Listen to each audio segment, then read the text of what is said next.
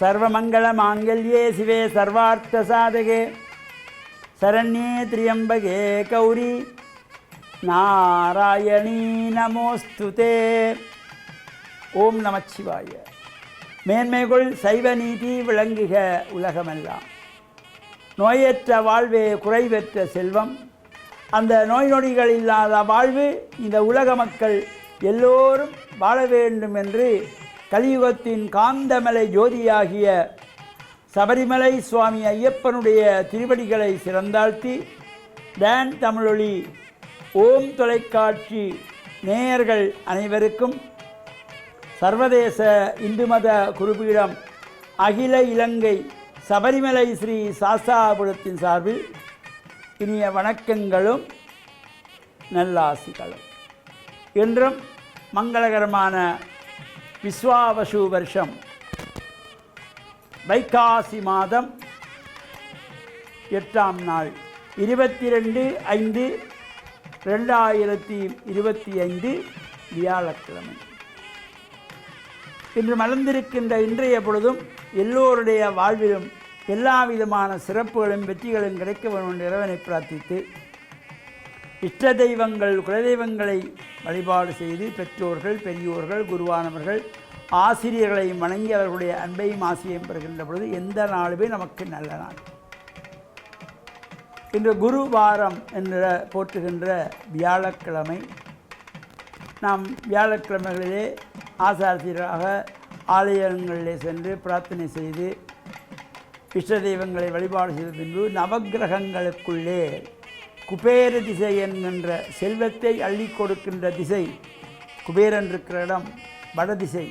வடதிசையை நோக்கி அமர்ந்திருக்கின்ற வியாழ பகவானுக்கு மஞ்சள் பட்டி சாத்தி மஞ்சள் மலர்களாலே அர்ச்சனை வழிபாடுகள் செய்து கொண்டற்களை நிவேதனம் வைத்து பிரார்த்தனை செய்கின்ற பொழுதிலும் சிவனாலயங்களிலே தெற்கு நோக்கி அமர்ந்திருக்கின்ற தட்சிணாமூர்த்தி குருமூர்த்தமாக அமர்ந்திருக்கின்ற தட்சிணாமூர்த்தியும் வழிபாடு செய்கின்ற பொழுதும் ஒரு சிறப்பை தரக்கூடியது. பொதுவாக நாம் இந்த சோதிடம் ஜாதகம் தொடர்பாக சிந்தித்து வருகிறோம். இந்த மகாராஜா அவருக்கு அந்த சேவர்களை வந்து சொல்லுகிறார்கள், ராஜா அந்த குளத்தை சுற்றி மரங்கள் இருக்கிறது, எந்த மரத்திலும் பூவோ பிஞ்சோ பிடிக்கவில்லை. சரி என்று நாட்கள் செல்லுகிறது. ஒரு வாரம் 10 நாள் கழித்து மீண்டும் அனுப்புகிறார். பார்த்து விட்டு வந்து சொல்கிறார்கள், ஒரே ஒரு மரத்திலே ஒரே ஒரு பூ பூத்து பிஞ்சாகி கொண்டிருக்கிறது. சரி, அந்த சோதரர் சொன்ன பழம் இதுவாகத்தான் இருக்கும், இதை சாப்பிட்டால் எனக்கு மரணமே ஏற்படாது. எனவே அந்த மரத்தை சுற்றி முள்ளு வேலி காவல் போடுகிறார்கள். அது அந்த குளத்தங்கரையோடு இருக்கிறது. அவருடைய கிளைகளெல்லாம் குளத்தை நோக்கி இருக்கிறது. அந்த இடத்திலே காவலுக்கு 2 பேரை காவலுக்கு வைக்கிறார். இவ்வாறு நாட்கள் செல்லுகின்றன. அந்த பிஞ்சாயிருந்தது சற்று பெரிதாகி காயாகி பழமாகி வருகிறது.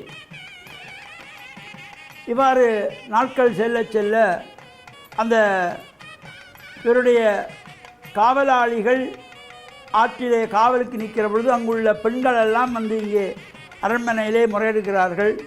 அங்கே பெண்கள், நாங்கள் நீராடுகின்ற இடத்திலே இவர்கள் நிற்பது எங்களுக்கு சங்கோஷமாக இருக்கிறது, நாங்கள் குளித்து விட்டு போகிற வரையிலே இந்த காவலாளிகளை வெளியே போகச் சொல்லுங்கள் என்று.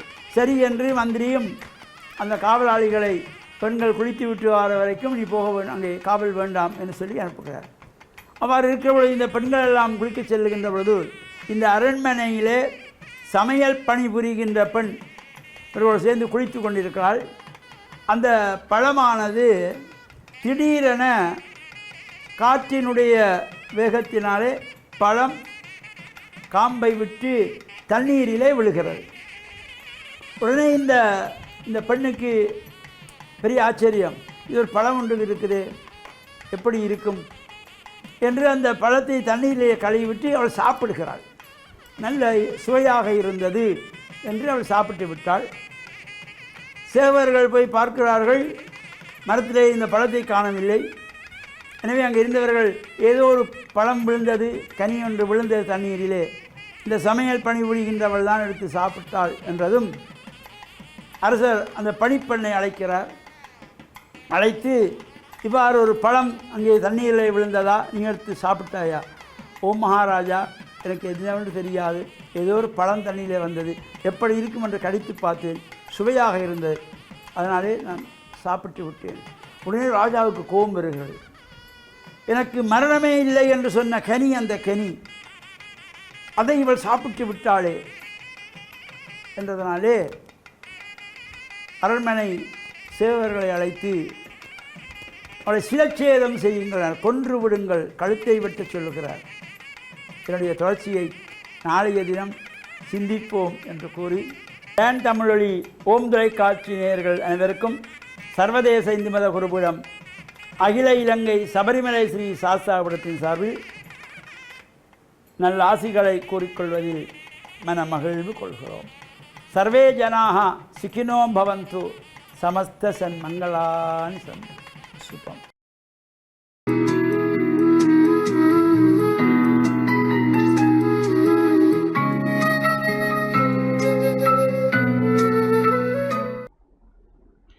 இறை இயேசுவில் என் அன்பு நெஞ்சங்களே, கிறிஸ்தவ நற்சிந்தனை வேளையில் உங்களை சந்திப்பதிலே எனக்கு மிக்க மகிழ்ச்சி. ஆண்டவர் இயேசுவின் அன்பும் அருளும் உங்கள் அனைவரோடும் இருப்பதாக. நாம் கிறிஸ்தவர்கள் என்று சொல்லுகின்றோம். எங்களுடைய கிறிஸ்தவ சமயத்தை பின்பற்றுகின்ற கிறிஸ்தவர்கள் மத்தியிலே வெவ்வேறு சபைகளாக நாங்கள் பிரிந்து செயலாற்றி கொண்டிருக்கின்றோம். வெவ்வேறு சபைகளாக பிரிந்து இருப்பது மட்டுமல்ல, ஒரு சபையினர்கள் மற்ற சபையினர்களிலே குற்றம் கண்டுபிடிக்கின்றவர்களாகவும், அவர்களை வெறுப்பவர்களாகவும், அவர்கள் தவறான பாதையிலே செல்லுகின்றார்கள் என்று போதிக்கின்றவர்களாகவும் இருக்கின்றார். இந்த சூழலிலே நூற்றுக்கணக்கான சபைகள் இன்றைய காலகட்டத்திலே உலகம் பூராக கிறிஸ்தவர்கள் என்று சொல்லுகின்றார்கள். ஆனால் நாங்கள் எங்கள் மத்தியிலே கிறிஸ்துவினுடைய பெயரினாலே ஒற்றுமையாக இல்லை என்பது பெரிய குற்றமாகவும் இடரலாகவும் இருக்கின்றது. கிறிஸ்துவை பின்பற்றுகின்றோம் என்று சொல்லுகின்றீர்கள், ஆனால் இந்த கிறிஸ்துவிலே நாங்கள் ஒன்றுபடுகின்றோம் இல்லை என்றுதான் கிறிஸ்துவை அறியாதவர்கள் குற்றம் சுமத்துவார்கள்.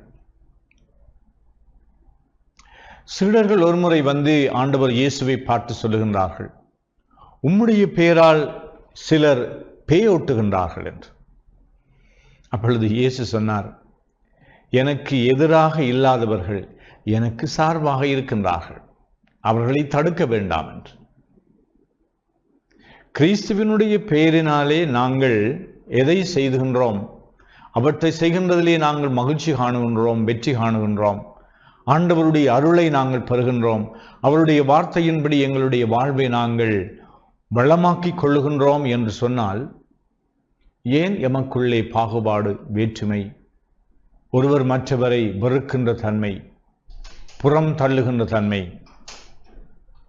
அதனால் இயேசுவினுடைய மனநிலை என்னவென்றால், தம்முடைய, அதாவது கடவுள் தந்தை அவரை அனுப்பியிருக்கின்றார், அவரிலே நம்பிக்கை கொள்ளுகின்றவர்கள் அனைவரும் ஒன்றுபட வேண்டும். இந்த இயேசு கிறிஸ்துவினுடைய பெயரினாலே ஒருவர் புதுமையாற்றுகின்றார், நன்மை செய்கின்றார், ஆசீர்வதிக்கின்றார், அதனாலே அவர்களுடைய வாழ்க்கை குணப்படுத்தப்படுகின்றது, மலருகின்றது, மகிழ்ச்சியாக இருக்கின்றார்கள் என்றால் இறைவனுக்கு புகழ்.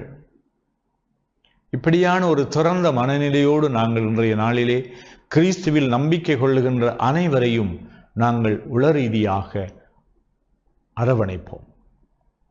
அவர்களை ஆண்டவருடைய சீடர்கள், அதனால் என்னுடைய சகோதர சகோதரிகள் என்று ஏற்றுக்கொள்வோம்.